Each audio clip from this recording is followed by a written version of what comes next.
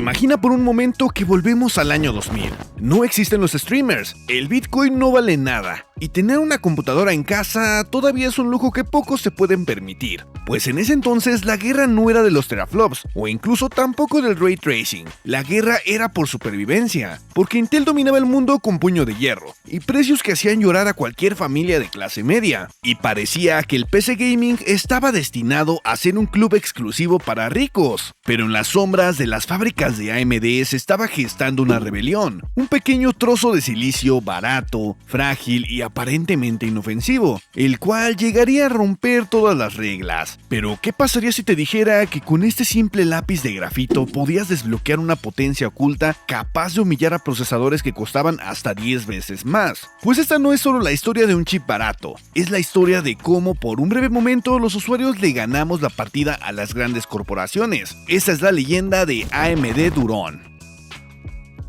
Pero, ¿qué pasó con este procesador? ¿Fue una estafa de marketing? ¿Fue un regalo de los dioses? ¿O simplemente AMD intentando no irse a la quiebra mientras Intel nadaba en billetes? Pues para entender el nacimiento de Durón, primero tenemos que viajar a finales de los años 90. Intel tenía el mercado agarrado por el cuello con su Intel Pentium 3, el cual sí iba dirigido para los ricos, y el Celeron para los plebeyos. AMD tenía el AMD Athlon, que era una bestia, pero realmente era caro, y entonces necesitaban algo para el gamer pobre o el desempleado, algo barato que usara legendario Socket A o 462, y pues el nombre código para este proyecto fue Spitfire, o escupefuego, y pues vaya que le quedaba bien, porque estas cosas escupían fuego si no le ponías un ventilador industrial encima. Comercialmente se llamaría Durón, que realmente suena como duro, aunque las malas lenguas decían que sonaba a pila barata. Pero entonces corría el año 2000, y el pequeño escupefuegos tenía unos datos técnicos algo interesantes, así que si comparamos el Celeron de Intel contra este primer Durón, el Celeron tenía más memoria caché L2, pero una caché L1 ridícula. Y hay que mencionar que el Durón Spitfire llegó humillando a la competencia, con unos poderosos 128 KB de caché L1. Como la arquitectura AMD era exclusiva, es decir, no duplicaba datos entre memorias como lo hacían algunos procesadores de Intel,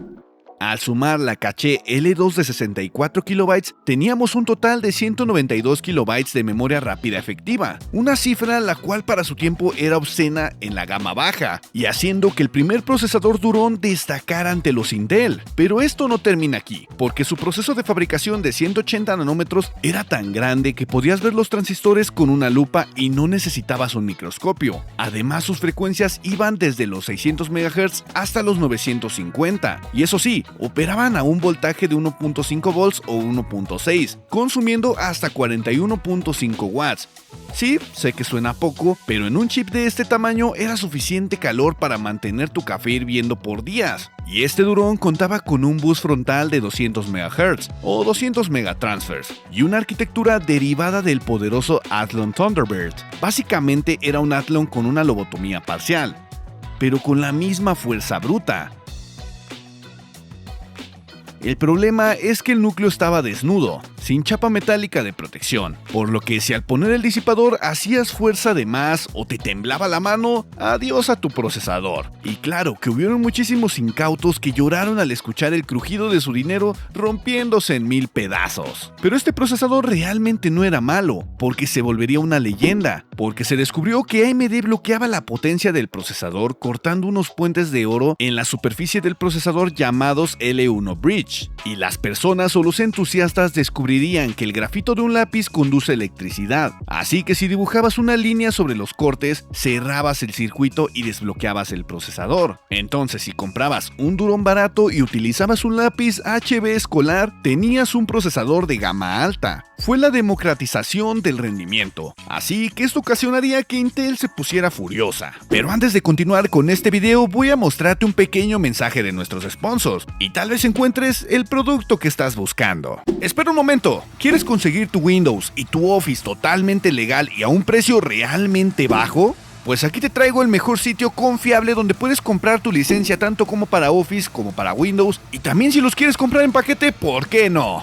Porque aquí vas a poder conseguir desde el mismísimo Office 2016 Professional Plus hasta el Office 2024 Home. Y déjame decirte que no tienes nada de qué preocuparte, porque te los traigo con un descuento del 62%. Y si te preguntas qué hay para activar tu Windows, pues vas a poder encontrar desde la licencia de Windows 10 Home hasta la de Windows 11 Pro. Y no solo eso, porque no voy a permitir que te comas el precio completo y te traigo un descuento del 50% para tu licencia de Windows. Y como bien te lo dije, si quieres combinar y comprar tanto como Office como Windows 11, también están en descuento del 62%. Así que corre y compra tus licencias. Pero ahora sí, continuemos con este video. Pero en 2001 AMD necesitaba actualizarse, entonces llegarían con el núcleo Morgan. Técnicamente seguíamos estancados en los 180 nanómetros, pero AMD le exigiría el silicio para poder llegar de 900 MHz a 1.3 GHz. Y la gran mejora fue el soporte de instrucciones SSE y 3D Now, por lo que en aquellas fechas intentar ver videos modernos era imposible sin estas instrucciones. Pero claro, funciones nuevas harían que el voltaje subiera hasta los 1.75 volts, disparando el consumo hasta 60 watts. Era literalmente una estufa que corría Windows, pero esta familia de procesadores Durón Morgan mantendría la misma memoria caché y el bus de datos frontal a 200 MHz, solamente que en esta generación se basarían en la arquitectura del Athlon XP Palomino. Y si bien hay que destacar que salió una versión para portátiles, el móvil Durón, la idea era buena, la ejecución no era las mejores, realmente era terrible. Se calentaban tanto que tener una laptop con Durón entre las piernas era un método eficaz para derretirte las piernas. Además, la batería duraba lo mismo que un suspiro. Y no olvidemos el bug,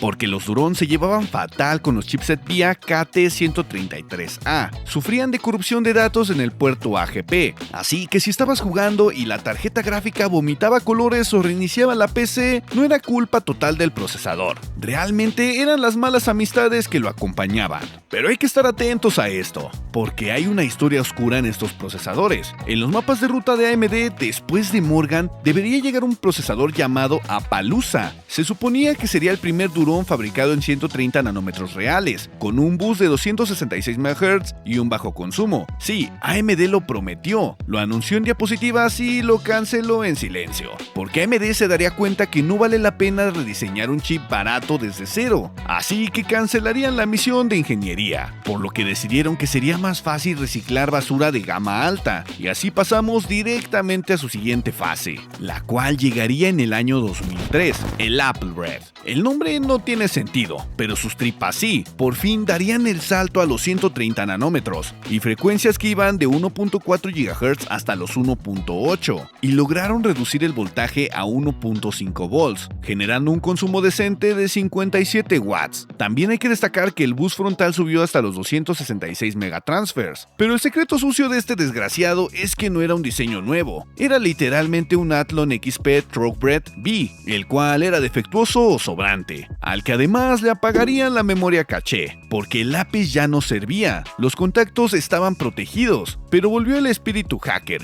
así que si unías los puentes cortados con pintura conductora de plata, se podía activar la caché oculta, y convertías tu Durón de $40 en un Athlon XP 2400 más, así que esto era como robarle a los ricos y dárselos a tu PC. A veces fallaba, y te daba pantallazos azules porque la caché realmente estaba rota, pero la emoción del riesgo era impagable. Pero no podemos irnos sin hablar de la mayor polémica de los pobres en Latinoamérica, las placas base con el procesador soldado, o las placas base VGA. Marcas infames como PC Chips vendían la placa M810, y tenía un Durón Spitfire o Morgan soldado directamente al PCB. Lo vendían como un kit de actualización barato, pero esto era una trampa mortal. Tenían el peor rendimiento del mundo, y utilizaban una memoria compartida que robaba RAM al sistema, y lo peor, si se quemaba la placa, que pasaba muy seguido, tirabas la placa, por lo que podemos decir que fue una experiencia traumática de toda una generación. Pero en el año 2004 AMD terminaría con la marca AMD Durón, porque aunque el Durón intentaba canibalizar con las ventas, lo terminarían reemplazando con el Sempron, que era lo mismo pero más aburrido y difícil de modificar. También es cierto que el Durón fue un desgraciado, pero fue maravilloso. Se calentaba como el infierno, se rompía si lo mirabas feo o si le ponías un poquito de presión, y a veces venía soldado a basura electrónica, y sus proyectos intermedios fueron cancelados, pero permitió que millones jugaran al Counter-Strike o al Age of Empires, y esto sin hipotecar tu casa. Además nos enseñó que con un lápiz y falta de miedo a la muerte podíamos tener un poco más de potencia. Así que si tienes un Durón en un cajón, salúdalo, porque es un veterano de guerra. Ahora, si me disculpan, voy a ver si puedo hacer el overclock a mi tostadora con un lápiz. Así que bien, si tuviste alguno de estos procesadores, házmelo saber en comentarios. Recuerda que estaré leyendo cada uno de ellos. Y si te gustaría saber de algún tema en especial de algún procesador, puedes hacérmelo saber igual en la caja de comentarios. Estoy pensando en abrir un apartado de encuestas, donde ustedes mismos elijan el próximo tema del video. Así que si estás escuchando esto, estate atento a las encuestas, porque estaré dejando 3 opciones para el próximo video en la próxima encuesta del canal. Te invito a darle like al Hyper y a suscribirte. También a seguirme en mis redes sociales, las cuales estarás viendo en pantalla. Y si quieres apoyarme con un super, claro que puedes hacerlo. Te dejo en pantalla cómo hacerlo.